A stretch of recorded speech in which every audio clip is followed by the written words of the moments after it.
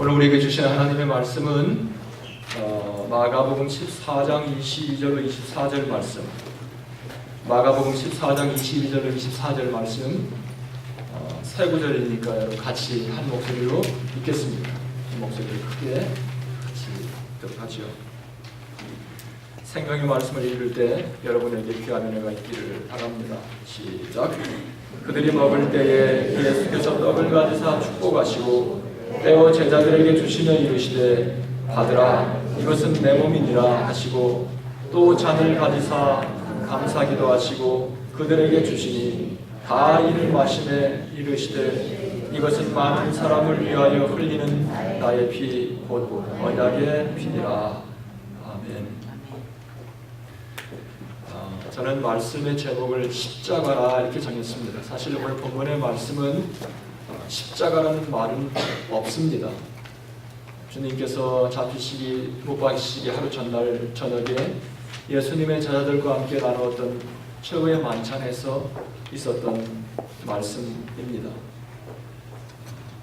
오늘은 종려주일이고 또 고난주일로 제가 이번 주간에 여러분이 묵상해야 될 말씀을 여러분과 함께 나눠야 되겠는데 어떤 말씀이 좋을까 생각하다가 고난, 예수님의 최후의 만찬은 그 십자가로 나아가는 십자가를 말씀하시는 것이기 때문에 오늘은 여러분과 함께 십자가에 대해서 같이 말씀을 나눠야 되겠다 생각했습니다.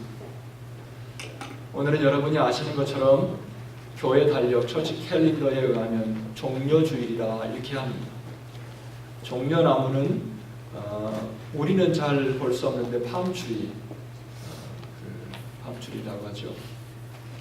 밤추리인데 이때 당시에 그들에게는 누구를 환영하거나 축하하거나 그럴 일이 있을 때 가지를 꺾어서 흔들며 환호했던 그런 풍습이 그들에게 있었답니다. 예수님께서 이 땅에 사셨던 해는 33년 동안 사셨습니다. 33년 사셨는데 한 번도 그들에게 공식적으로 예수님께서 유대인의 왕이요 또 만왕의 왕이요 이 땅에 메시아로 오심을 공식적으로 이렇게 선언하지 않았습니다. 그런데 예수님께서 십자가에 돌아가시기 일주일 전에 공식적으로 이를테면 왕의 재관식을 하신 것입니다. 왕의 재관식이라 하면 얼마나 화려한 왕의 재관식을 생각하겠지만 아마 세상에서 왕의 재관식 치고는 가장 초라하고 가장 좀 코믹한 그런 왕의 재관식을 예수님은 치렀습니다. 구약 성경의 예언대로 예수님은 어린 나귀를 타고 예루살렘 성에 입성했습니다. 사람들은 예수님께서 자신이 이 땅에 오실 메시아로 선언하며 예루살렘 성에 입성할 때 환호했습니다. 옷을 벗어서 집어던지며 예수님의 입성을 축하했습니다. 또 혹은 팜추리를 꺾어서 호산나 하며 오시는 왕 메시아를 환영했던 그런 것을 기념하면서 생각하면서 사람들은 오늘을 종려주일이라 이렇게 합니다. 오늘 기점으로 예수님의 고난은 일주일 후에 이제 금요일 날 십자가에 달리시는데요. 순간순간이 예수님의 고난으로 점철되는 일주일의 시간입니다. 그래서 종려주일이라고도 하고 또 고난주간이라 고난주일이라 이런 말도 합니다. 예수님께서 예루살렘에 입성하면서 종려주일, 고난주일을 시작한 이후로 4일 후에 목요일 저녁 예수님께서 십자가에 못 박히시기 하루 전날 저녁에 제자들과 함께 마지막 최후의 만찬, 오늘 방금 전에 우리가 했던 이 최후의 만찬을 제자들과 함께 가졌습니다. 이를테면 예수님께서 제자들에게 앞으로 너희들이 나를 잊지 말고 기억해라. 그러니까 첫 번째 추모 예배를 예수님께서 집례하신 것입니다. 떡을 가지고 축복하시고 예수님께서 이 떡을 브레이크했다. 떡을 깨서 예수님의 몸이 산산조각 나는 것처럼 떡을 깨면서, 한국말은 그렇게 하지 않았는데 브레이크하면서 제자들에게 나눠주면서 이것은 내 몸이다. 너희를 위해서 찢기는 내 몸. 그 다음에 또 포도주 잔을 들어서 따라서 그들에게 주면서 이것은 너희를 위해서 흘리는 나의 피다. 나를 기억하라. 잊지 말고 기억하라. 그래서 예수님의 이 주에 만찬은 예수님의 고난을 기념하는 거예요. 기억하는 거예요. 2000년 전에 예수님께서 정말 유대 땅에서 돌아가셨던 예수님의 죽음이 헛되지 않고 오늘날까지 그 고난을 통해 우리가 새로운 하나님의 자녀로 거듭나는 놀라운 은혜를 누리게 되는데 그 고난을 잊지 말라. 예수님께서는 제자들에게 이 고난당함을 꼭 잊지 말라고 가르치셨습니다. 예수님께서 그날 저녁에 최후의 만찬을 마치고 평소에 늘 하시던 대로 기도의 동산 감람산, 예루살렘 성전 맞은편에 있는 감람산 기도의 동산으로 그날 저녁에 제자들과 함께 가셨습니다. 기도하고 대제사장들과 장로들이 보냈던 무리들, 유대 병정들에 의해서 체포되었고 신문받은 후에 그 다음날 십자가에 못 박히셨습니다. 예수님께서는 평소에 살아계실 때 3번에 걸쳐서 본인의 죽음과 부활에 대하여 제자들에게 말씀하신 적이 있었습니다. 저는 사복음서를 연구하다 보면 예수님의 일생은 마치 그냥 우리가 생각했던 플랜 정도가 아니라 정말 하나님의 어떤 마스터 플랜에 의해서 순간순간을 거기에 따라서 이렇게 한 걸음 한 걸음 한 치도 오차 없이 걸어가시는 것을 볼 수 있었습니다. 세상에서 종교를 창시했던 사람들을 보면 대개 그들은 자연사했습니다. 살 만큼 살다가 이렇게 세상을 뜬 겁니다. 근데 예수님은 모든 면에서 좀 다릅니다. 예수님은 33살의 젊은 나이에 마치 자신의 할 일 모든 걸 다 마치고 예수님께 십자가에서 마지막으로 세상을 향해서 선언하신 것처럼 다 이루었다. 그러니 더 이상 이 땅에 있을 필요가 없습니다. 그래서 예수님께서는 33년의 짧은 생애를 자연사한 것이 아니라 모든 것을 하나님께 계획한 일을 다 마친 후에 그 세상을 십자가에 못 박히셨습니다. 예수님의 일생은 마치 한편의 드라마 같은 그런 생각이 듭니다. 성경은 예수님의 십자가에 초점을 맞추고 있습니다. 구약 성경도 신약 성경도 예수 그리스도의 십자가에 집중하고 초점을 맞추고 있습니다.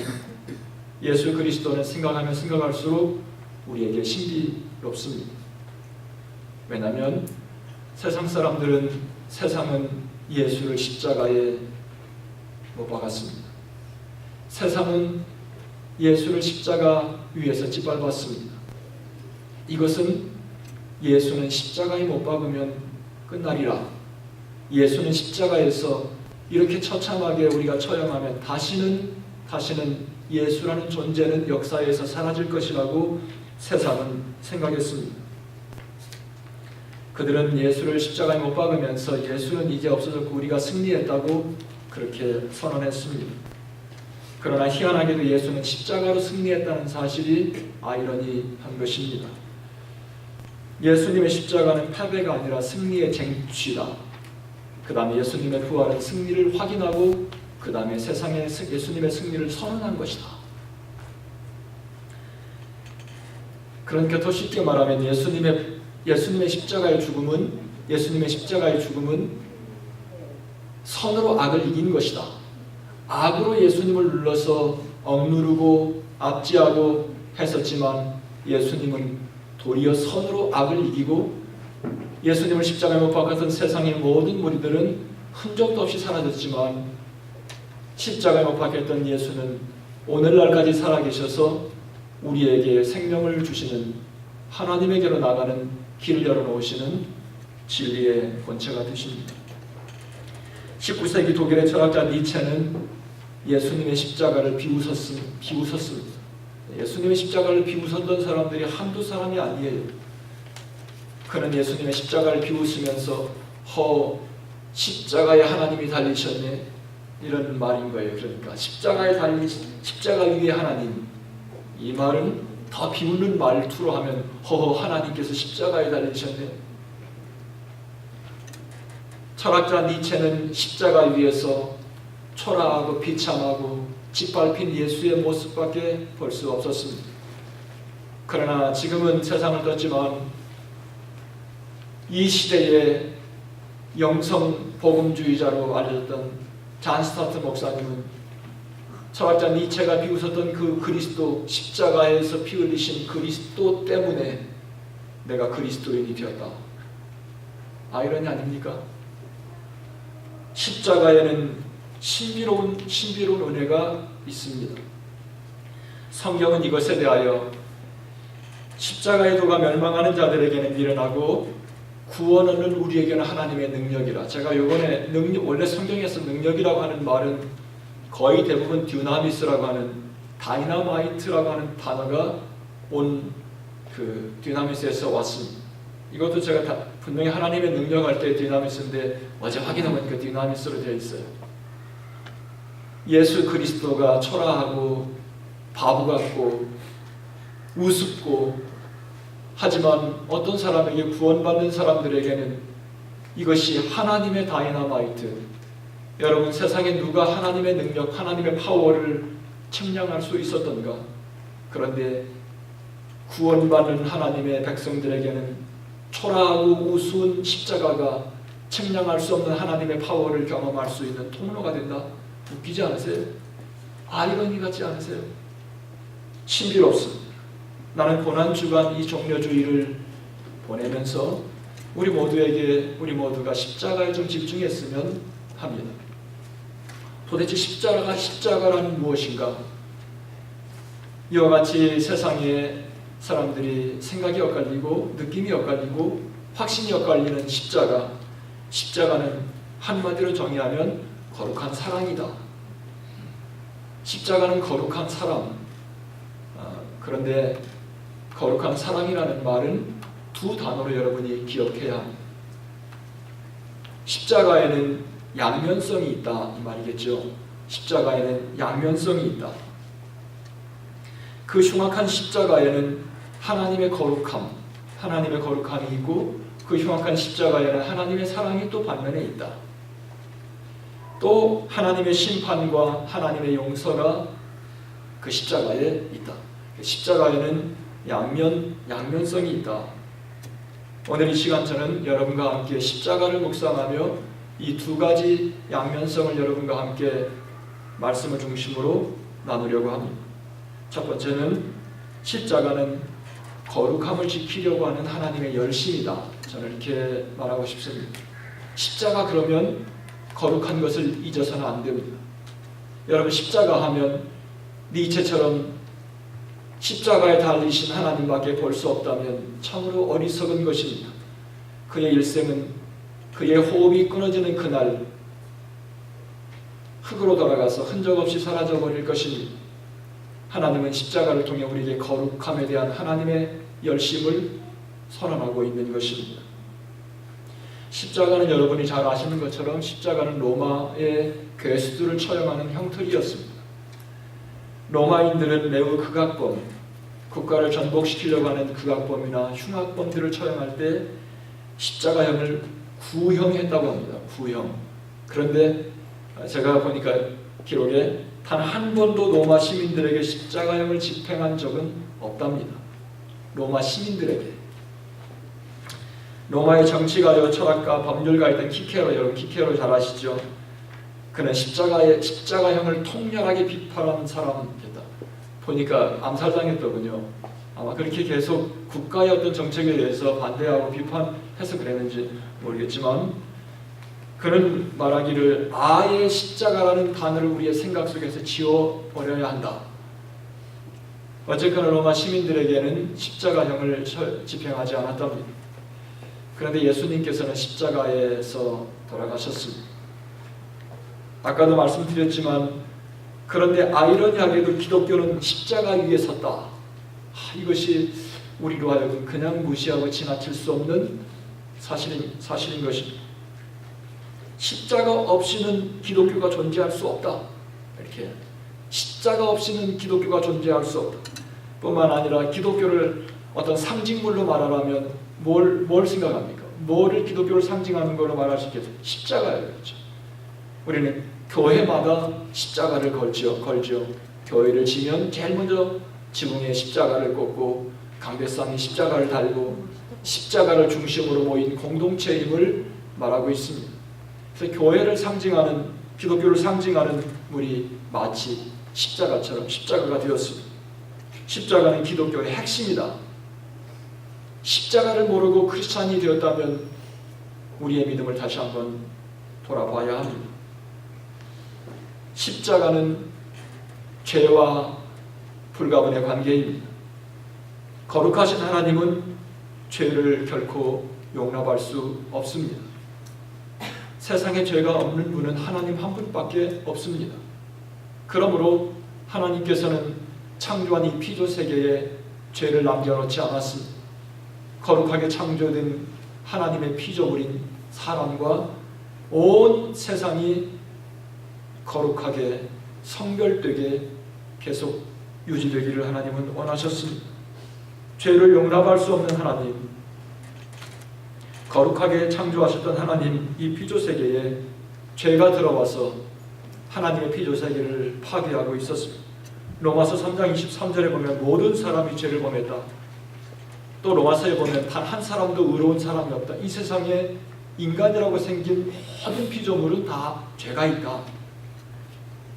또 6장 23절에 보면 하나님의 은사는 그리스도, 죄의 싹은 사망이다. 죄의 싹은 사망이다.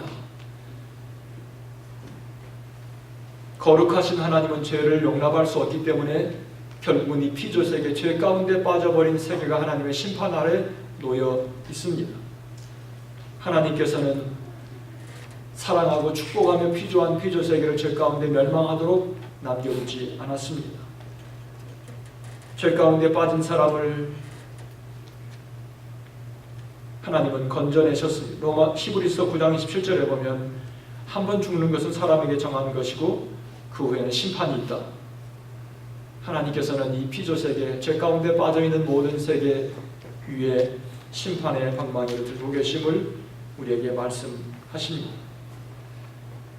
성경에 성경을 좀 본 사람은 사도 바울을 모르는 사람이 없습니다. 사도 바울이 한 번은 이런 말을 했습니다. 나는 율법으로는 흠이 없는 자다. 하나님께서 구약 성경에 10가지 율법을 주셨습니다. 적어도 10가지는 지켜야 된다.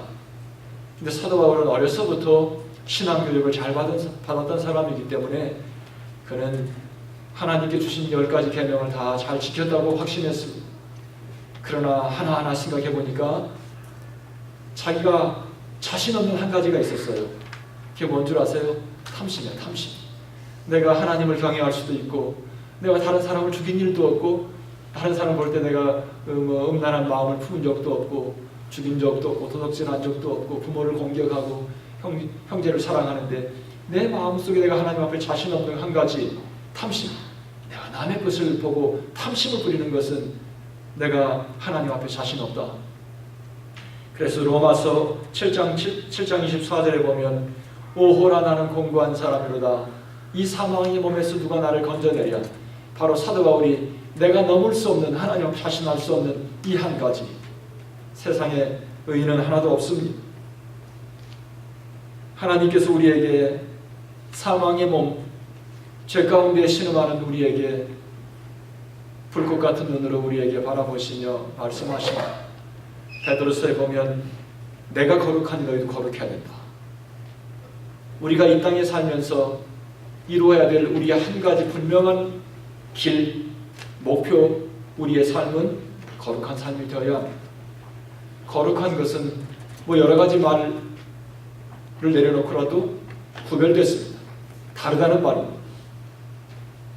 내가 세상과 구별된 것처럼 너희들은 살아가는 동안 세상과 같아서는 안 된다, 이런 말씀이에요.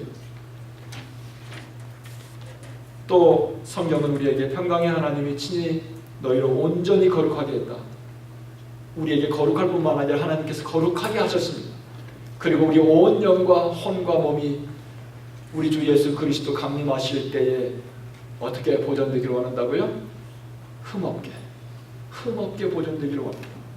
이것이 하나님께서 우리를 향한 하나님의 간절한 꿈입니다. 십자가는 그러므로 우리에게 필연적입니다. 하나님께 십자가를 통해서 보여주는 분명한 레슨은 죄의 값은 이와 같이 참혹하다. 너희들이 살아가면서 너희들의 죄값으로 십자가에서 이처럼 처참하게 죽어야 하지만 너 대신에 예수가 네 자리에 대신 십자가에서 너의 죄값을 처리해. 거룩하신 하나님은 죄를 용서하시지만 죄를 용납하시지는 않습니다.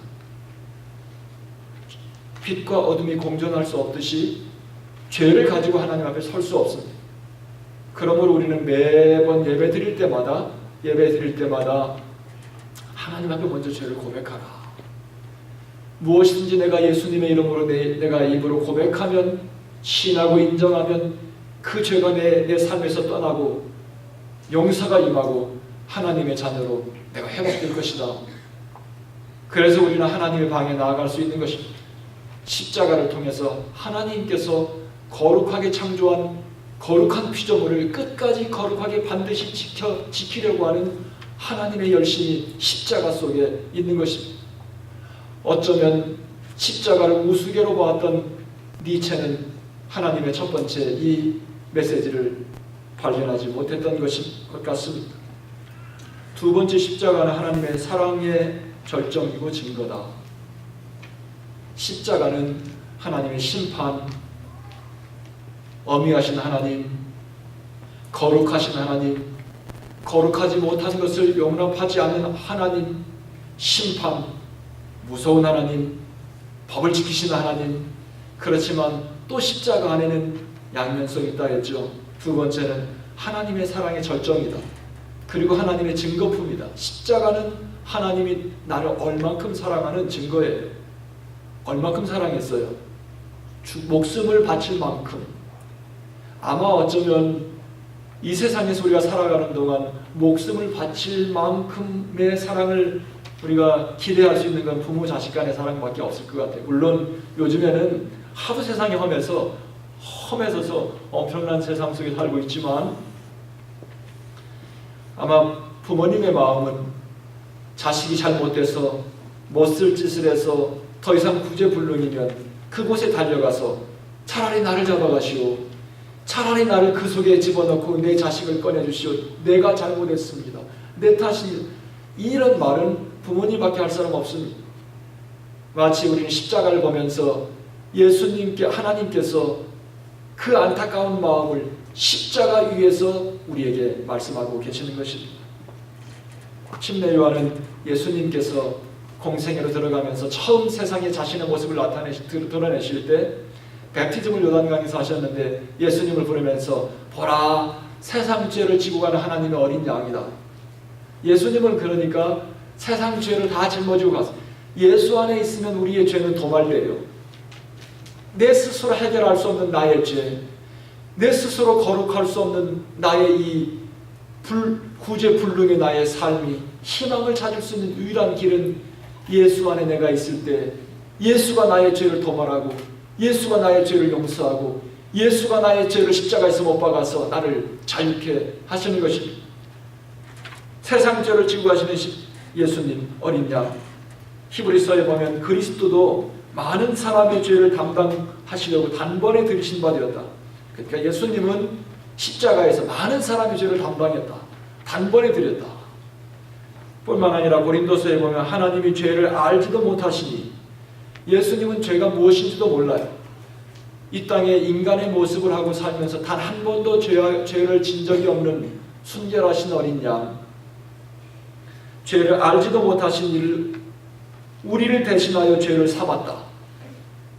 사랑하는 성도 여러분, 우리는 살면서 헤아릴 수 없는 많은 죄를 짓고, 어쩌면 예배를 드리고 있는 중에도 우리는 나도 모르게 죄악된 생각이 왔다 갔다 하기도 하고, 또 교회를 나가고 나면 그냥 나가는 순간에 또 내 마음 결심은 뒤로 하고 그냥 또 이렇게 이상한 생각이 왔다 갔다 하는, 하루에도 이 마귀는 우리의 생각 속에 수도 없이 들락거려요. 사랑하는 성도 여러분, 우리는 십자가에서 우리를 사랑하시는 하나님을 봅니다. 십자가는 하나님의 회초리와 하나님의 사랑이 공존한다. 십자가는 하나님의 거룩함과 하나님의 사랑이 공존하는 곳이다. 가늠하다 현장에 잡혀온 여인이 있었죠. 모든 사람이 율법대로 돌을 들어서 그 여인을 치려고 했습니다. 모세 율법에는 가늠하다 현장에서 잡히면 돌로 들어서 홀로 쳐서 죽여라, 이런 법이 있어요. 무서워요. 사람들이 그 여인을 향해 돌을 들었습니다. 예수님께서 돌을 들고 성난 군중을 향하여 이렇게 말했습니다. 누구든지 죄 없는 사람이 돌로 쳐라. 그러니까 한 사람 두 사람 돌을 놓고 도망갔습니다. 그리고 여인에게 물었습니다. 너를 향하여 돌을 들었던 사람들이 어디 있느냐 물어보니까 요한복음 8장 11절에 대답하되 주여 없나이다. 예수께서 이르시되 나도 너를 정죄하지 아니하노니 가서, 그날 같이 읽어요. 시작. 가서 다시는 죄를 범하지 말라. 가서 다시는 죄를 범하지 말라. 여러분, 이것이 예수님의 마음, 이것이 하나님의 마음입니다. 하나님께서 우리에게 세상은 너를 향하여 돌을 들어서 너를 향해 돌을 던지지만 다시는 가서 그 죄를 짓지 말라. 십자가에는 하나님의 용서의 사랑이 그 안에 있습니다. 내가 세상에서 용서받을 수 없는 죄를 지었을지라도, 세상의 모든 사람이 나를 향해 손가락질을 할지라도 예수 십자가 앞에 나아가면 주님께서는 그 모든 성난 군중을 잠잠케 하고 용서하시고 다시는 그 죄를 짓지 말라고 우리를 다시 위로하고 용서하고 자유케 하십니다.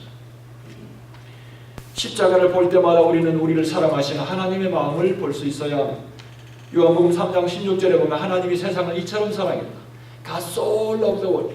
하나님은 우리를 사랑하되 그냥 사랑한 게 아니라 우리는 so 붙이면 정말로 엄청나게 사랑했다. 얼만큼? 자기 목숨을 줄 만큼, 내 목을 내놓고 너를 사랑할 만큼, 내 운명을 다하여 너를 지킬 만큼 하나님께 사랑했습니다.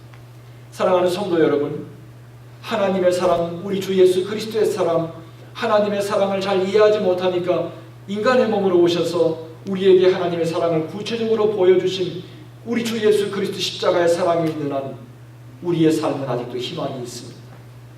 주님은 우리에게 응원합니다. 아무리 절망 속에 있어도, 희망이 보이지 않아도 하나님의 사전에는 절망이나 낙심 없습니다.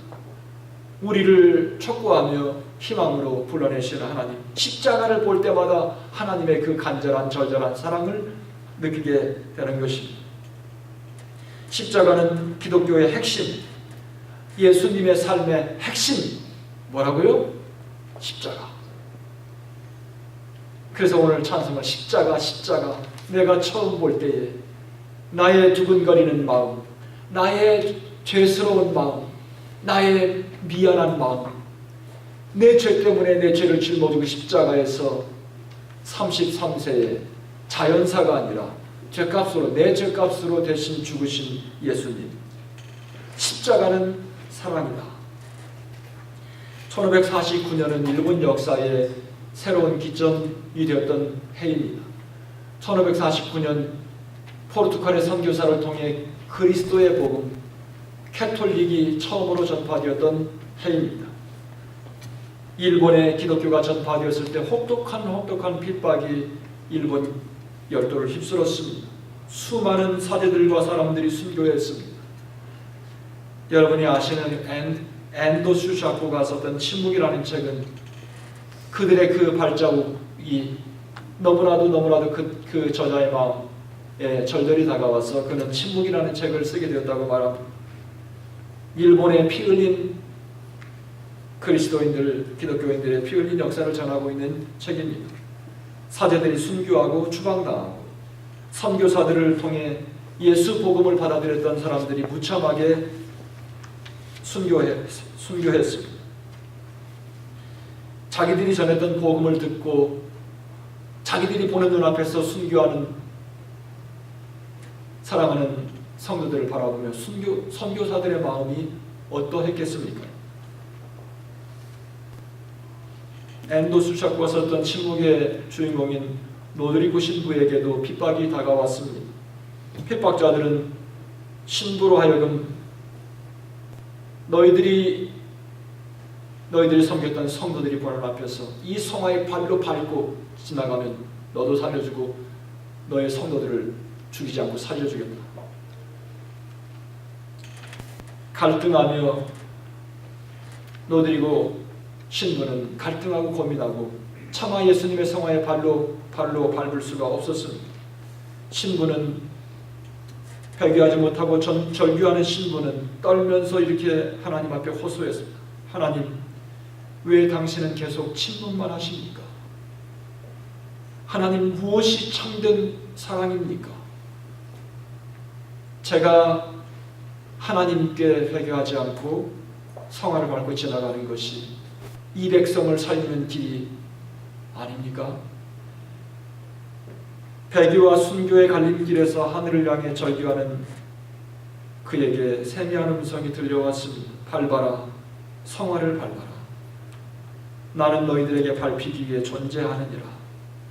밟는 너희 발이 아플 것이니 그 아픔만으로 충분하느니라.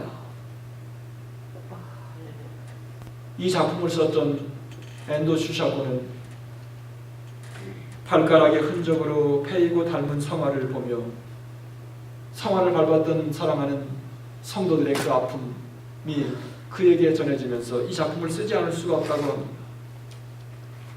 밟아라, 성화를 밟아라. 나는 너희들에게 밟히기 위해 존재하느니라.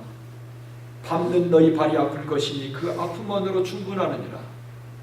사랑하는 성도 여러분, 예수 그리스도의 사랑이 무엇입니까? 십자가가 무엇인가? 십자가 앞에 나오는 자들마다 예수님의 성화의 발을 밟고 배교한 자들까지도 주님은 품을 수 있는 그 마음, 그 사랑을 생각하게 하는 것입니다. 십자가는 하나님의 사랑이다. 용서받지 못할 죄인이 어디 있습니까? 로마서 5장 8절에 보면 우리가 아직 죄인 되었을 때, 주님을 알지도 못할 때 예수 그리스도께서 우리를 위하여 죽으심으로 하나님께서 나를 얼마나 사랑하는지 우리에게 증거를 했다. 하나님의 사랑, 하나님이 나를 얼마나 사랑하는지 잘 여러분 믿어지지 않나요? 증거를 좀 내주십시오. 예수님의 십자가를 보십시오. 예수님의 십자가는 증거다. 예수님이 하나님께 나를 얼마나 사랑하는지, 내가 마음 아파할 때 주님께서 얼마나 마음 아파하는지 십자가에 돌아가신 예수를 바라보면 여러분이 느껴질 것입니다. 요한복음 10장에 보면 17절 18절에 11절 18절에 나는 선한 목자다. 나는 선한 목자. 선한 목자는 양들을 위하여 목숨을 버린다. 그 다음에 이를 내게서 빼앗는 자가 있는 것이 아니다. 누가 나를 죽여서 내가 십자가에 죽는 것이 아니라 내가 스스로 십자가에 올라가서 세상에 너의 죄 나의 죄 이 세상의 모든 죄를 다 짊어지고 내가 스스로 십자가에 올라가서 죽는 것이다. 사랑하는 성도 여러분, 예수님의 십자가를 느끼십시오. 예수님의 십자가를 여러분의 가슴 속에 좀 새기십시오. 일생 살아가는 예수님의 십자가 여러분의 가슴에 박혀야 합니다. 예수님의 십자가의 사랑이 내 안에 박혀 있을 때 용서하지 못할 사람이 어디 있겠어요? 여러분의 마음속에 아직도 여러분의 마음이 무너지지 않고 교만한 생각이나 여러분의 마음속에 나쁜 생각이나 여러분의 생각 속에 미워하는 마음이 있으면 예수 그리스도의 십자가의 사랑이 가슴에 박히지 않았어요. 예수님께서는 우리에게 그렇게 하지 않았습니다. 사랑하는 성도 여러분, 살아가면서 우리는 누구도 품을 수 있어야 합니다. 용납할 수 있어야 합니다. 있는 그대로 understand. 내 아래 서 있으면 understand가 돼요. 누구도 이해할 수 있어요. 그 사람 쪽에 가서 있으면 이해가 돼요. 그러면 받아들여져요. 그럼 불편한 관계가 좋아져요. 사랑하는 성도 여러분, 회복! 예수 그리스도의 십자가는 회복이다. 회복. 오늘 이 시간 종려주일 고난주간을 맞이하며 고난주간 한 주간을 기다리며 우리의 삶은 예수 그리스도의 고난에 동참하며 회복과 사랑, 하나님의 심판과 하나님의 용서, 예수 십자가를 통해 우리는 회복되어야 합니다. 예수님은 십자가에서 나의 모든 죄를 도말했어요. 여러분, 예수 안에서 진정한 자유가 있기를 바랍니다. 제가 좋아하는 사람 잔 스타트. 아까 또 제가 잔 스타트는 그가 쓴 나는 왜 그리스도인이 되었는가. 여러분, 왜 그리스도인이 되었는가? 이 책도 우리 교회의 필독서 중에 하나예요. 읽어야 돼요. 거기에 그가 그리스도인이 되었던 이유, 내가 왜 그리스도인이 되었는지 이유 중에 한 가지 이렇게 말합니다. 제 긴 생애를 돌아보면서 저는 무엇이 저를 그리스도께로 인도했는지 종종 묻곤 했습니다. 이미 말한 것처럼 그것은 제 부모님의 양육이나 저 자신의 독립적인 선택이 아니었습니다. 그것은 내 문을 두드리며 문 밖에 서 있는 자신의 존재로 관심을 돌리게 하신 그리스도 그분이셨습니다. 사랑하는 성도 여러분, 예수 그리스도는 요한계시록 3장 20절의 말씀처럼 볼지어다 내가 문 밖에 서서 두드리노니 누구든지 내 음성을 듣고 문을 열면 내가 그에게로 들어가 그로 더불어 먹고 그는 나로 더불어 먹으리라. 이 시간도 끊임없이 포기하지 않은 예수 그리스도 그분 때문에 우리는 주님 앞에 올 수 있었습니다. 내가 영특해서도 아니요, 부모님을 잘 만나서도 아니요, 주님께서는 포기하지 않고 내 마음의 문을 두드리며 주님 앞에 부릅니다. 주님 앞에 나와서 용서받고 회복하고 하나님의 선하신 피조물로 다시 새로운 삶을 시작하라고 오늘 이 시간 우리를 도전하고 계십니다. 사랑하는 성도 여러분, 십자가로 승리합시다. 십자가로 여러분의 삶의 기초를 놓으십시오. 십자가의 삶의 기초가 되면 용서 못할 사람 없습니다. 십자가로 여러분의 삶의 에너지를 삼으십시오. 십자가가 서 있는 곳에 하나님의 놀라운 은혜가 우리에게 임하는 줄로 믿습니다. 십자가 앞에 나아가 새롭게 구원받고 하나님의 백성으로 거듭나는 종려주일 고난주간 되어서 이번 한 주간이 여러분의 일생을 새롭게 하는 복된 시간이 되기를 바랍니다. 기도하겠습니다. 우리 모두 하나님의 말씀을 들었습니다. 이제는 조용히 이 말씀을 묵상하며 주님 앞에 여러분의 고백을 드려야 합니다. 여러분, 뭐라고 주님 앞에 고백 드릴래요? 아직도 피하고 싶은 생각이 있습니까? 여러분, 주님의 눈을 피해서 언제까지 다니시렵니까? 사람의 눈은 피할 수 있어도 하나님의 눈은 피할 수 없습니다. 여러분, 주님 앞에 나와서 기분 나쁩니까? 어쩌다가 아니, 우리는 선택받은 자들입니다. 어떻게 내가 주님을 알 수 있었겠어요? 어떻게 내가 주님을 나의 구주로 고백할 수 있었겠어요? 하나님의 무한한 은총이 우리 안에 임재했고 우리 주님의 끊임없는 도전, 끊임없이 포기하지 않고 우리의 마음의 문을 놓고 했던 주님의 그 사랑 때문에 우리는 주님 앞에 나올 수 있었습니다. 오늘 이 시간 여러분의 삶을 고백하십시오. 고백하고 새롭게 여러분의 삶을 좀 헌신하고 주님 앞에 새롭게 드리는, 결단하는 그런 시간이 되기를 바랍니다. 조용히 한 1분 동안 주님 앞에 기도하며 여러분의 삶을 고백드리십시오.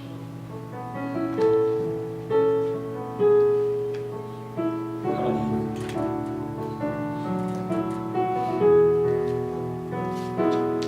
주님은 승리하셨습니다. 주님의 그 포기하는 않는 사랑들 오늘 설 수 있었습니다.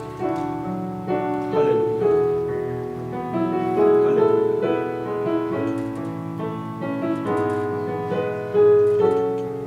혹시 여러분 가운데 주님, 오늘 내가 주님 앞에 응답하고 싶습니다. 예수여 나를 구원하여 주옵소서. 예수여 나를 새 생명 가운데 십자가로 세워 주시옵소서. 혹시 여러분 가운데 혹시 그렇게 기도하고 싶은 분이 계십니까?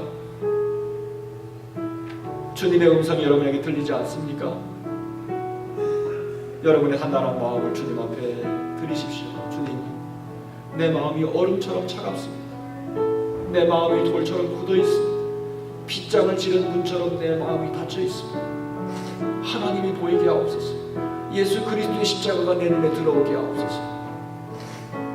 측량할 수 없는 하나님의 능력으로 내 안에 다가오게 하시옵소서.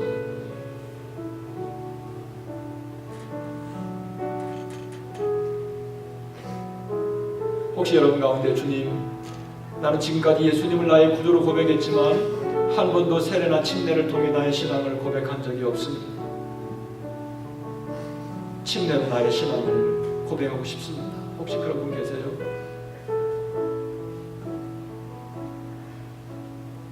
하나님, 변함없이 사랑하시는 주님의 은혜와 사랑을 감사합니다.